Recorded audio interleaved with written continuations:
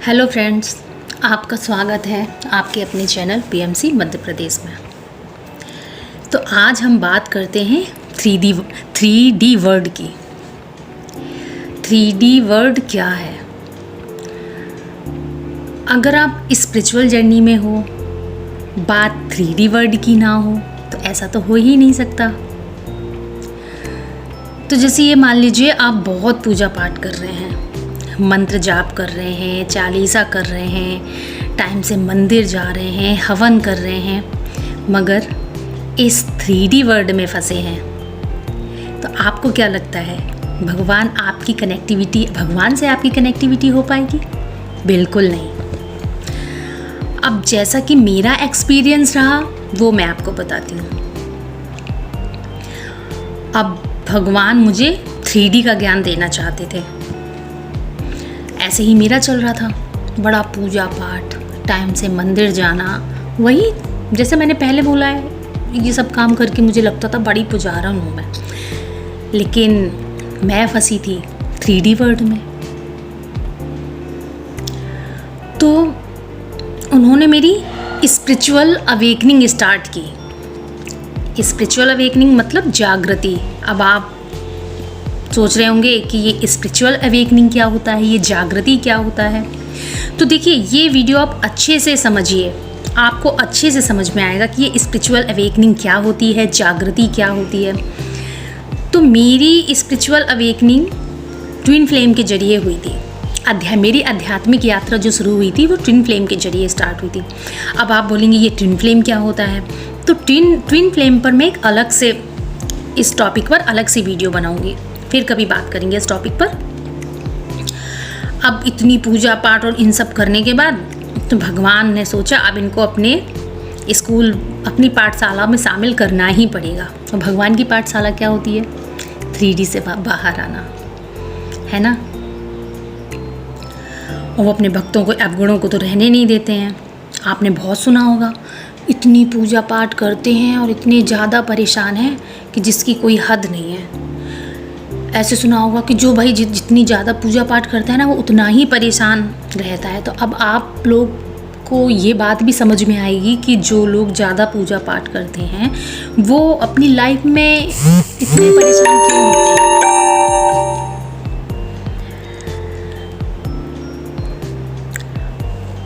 अब क्या है, भगवान 3D का ज्ञान दे रहे थे। और ये 3D क्या है? 3D वर्ड बोलते हैं हम इस पृथ्वी को। और भगवान हमें इस 3D वर्ड की जो चीज़ें हैं ना, उनको समझाना चाह रहे थे कि ठीक है, पूजा पाठ कर रही हो, लेकिन अब 3D वर्ड को समझो और इससे बाहर आओ। तो 3D वर्ड क्या होता है? 3D वर्ड में ये पृथ्वी, और पृथ्वी पर आप लोगों में क्या क्या चीज़ें देखते हैं। हालांकि वो बहुत पूजा कर रहे होते हैं, वो सोचते हैं यही सब पूजा होती है, मंत्र साधना, चालीसा करना, धूप बत्ती और ये सब करना, है ना। अब आपने देखा होगा पूजा पाठ तो बहुत कर रहे हैं, लेकिन उनके अंदर भर भर के, कूट कूट के जो चीज़ें भरी हैं वो है क्रोध, है ना, लोभ। बहुत गलत तरीके से उनके अंदर लोभ है, लालच है। पूजा कर रहे हैं लेकिन वो ये नहीं जानते कि ये क्रोध, लोभ, लालच, मोह, निंदा, इधर बैठे तो उनकी बुराई, उधर बैठे तो उनकी बुराई, है ना, जलन। देखा है ना, कोई इंसान कितना जलता है एक दूसरे से, है ना। डिटेल में अभी थोड़ा वैसा बता देती हूँ, जल्दी में डिटेल में अच्छे से बताऊँगी। और एक दूसरे से कंपटीशन रखना, है ना, कि वो हमसे आगे ना निकल जाए। वो अगर हमसे आगे निकल गया किसी भी चीज़ में तो हमें उससे कितनी जलन होती है ना। अभी एक इसी तरह का एक कर्मा क्लीन मेडिटेशन करने पर एक लोगों का इसी तरह का कर्मा निकला था कि किसी और के बच्चे के नंबर उनके बच्चे से ज़्यादा आ गए। तो उन्होंने क्या किया था, इतना बड़ा कर्मा क्रिएट कर दिया था कि उस बच्चे की जान तक ले ली थी। उन्होंने ये खुद मेडिटेशन में देखा कि उनके बच्चे के नंबर कम आए हैं और जिस बच्चे के नंबर ज़्यादा आए हैं तो उन्होंने उसकी जान तक ले ली। उसका वो कर्मा भुगत रही थी। तो उनको जब आया तो उन्होंने माफ़ी मांगी। तो है ना, ये क्या है, पूजा पाठ करने से तो कुछ नहीं होता ना, 3D से तो बाहर आओ।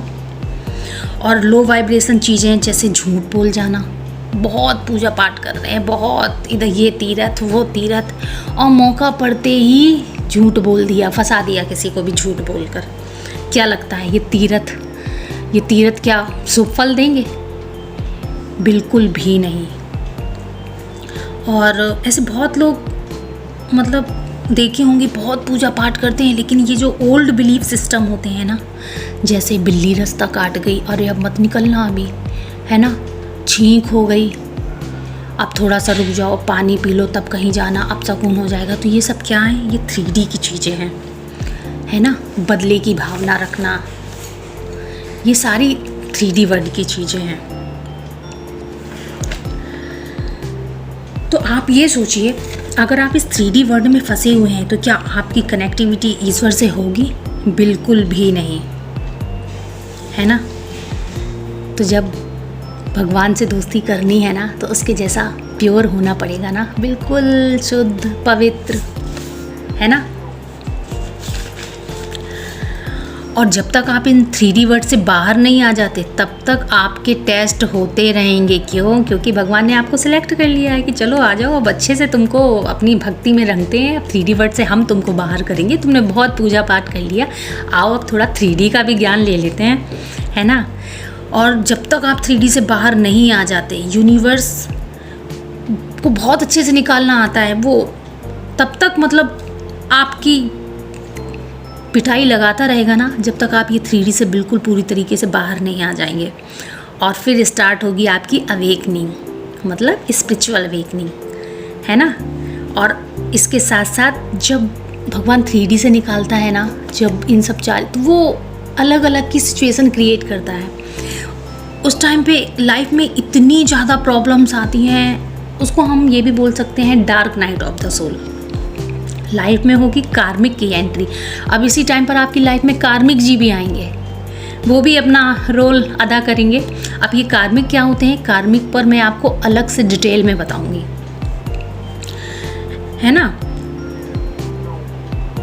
अब इतनी तकलीफ आएंगी, इतने लाइफ में कष्ट प्रॉब्लम, आप सोचो कि ये क्या चल रहा है ना। उसी टाइम पर बैड कर्मा रिलीज होंगे, आप सोचोगे कि कहीं से रिलैक्स मिले, इस एस्ट्रोलॉजर के पास, उस बाबा के पास, उस भगत के पास, आपने इधर पैसे बर्बाद किए, उधर पैसे बर्बाद किए। इससे क्या होगा?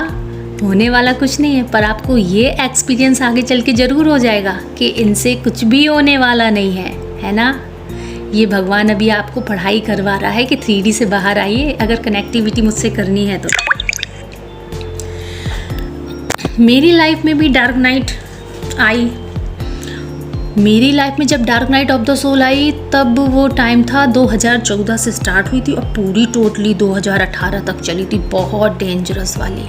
उस टाइम पर मुझे कुछ नहीं पता था कि मुझे 3D का ज्ञान दिया जा रहा है, मुझे इससे बाहर निकाला जा रहा है। और जो यूनिवर्स की पिटाई मुझे पड़ रही थी ना, बाबा क्या कहने हैं उस बात के, कुछ कह नहीं सकती। बस मैं भी बहुत इस मंदिर में चक्कर, उस और पता है आपके साथ फिर क्या होगा? आपकी अटैचमेंट जिस तरफ ज़्यादा होगी, वो वहाँ से आपको बहुत तकलीफ़ें मिलने लगेंगी। क्यों? क्योंकि ज़्यादा किसी से मोह होना, अटैचमेंट होना, ये भी 3D का ही पार्ट है। तो जिस रिश्ते में ना आपको बड़ा विश्वास होगा कि हाँ मुझे यहाँ से थोड़ा रिलैक्स मिलेगा, या कुछ भी जैसे आपको वहाँ से ज़्यादा लगाव है, तो वहाँ से आपको बहुत दुख और तकलीफ़ें मिलेंगी। लोगों के अलग अलग टाइप के एक्सपीरियंस होते हैं। फिर आपको जहाँ से ज़्यादा उम्मीदें होंगी, मतलब अब 3D में अटैचमेंट आता है ना, तो ये अटैचमेंट का भी आपको सिखाया जाएगा कि 50% अटैचमेंट, 50% डिटैचमेंट।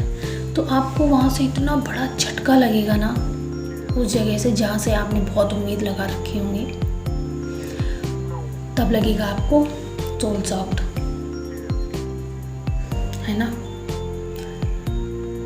फिर इसके बाद हो सकता है कि सबका टाइम पीरियड अलग हो, आपकी क्या लर्निंग रही हो, आपकी क्या कर्मा हो, उस हिसाब पर भी डिपेंड करता है।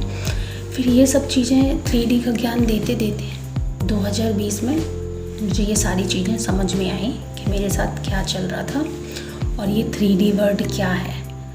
और हमारी स्पिरिचुअल अवेकनिंग चल रही है और हमें 3D वर्ल्ड से पूरी तरह से बाहर आना है। आपको इतने में तो 3D वर्ल्ड अच्छे से समझ में आ गया होगा ना कि 3D वर्ल्ड क्या होता है। फिर भी चलिए इस वीडियो के लास्ट में मैं आपको 3D वर्ल्ड बताती हूँ कि 3D वर्ल्ड किसको बोलते हैं। नंबर 1, आप जो ये पृथ्वी है या जो 3D वर्ल्ड की चीज़ें हैं, इसमें सबसे नंबर 1 पे आता है क्रोध, है ना। दूसरा हो गया लोभ।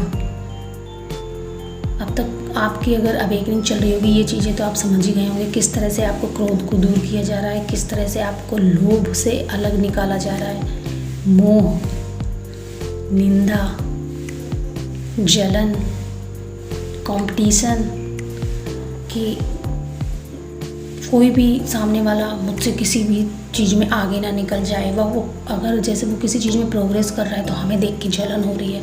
ये सब चीज़ें टोटली छोड़ देनी है ना।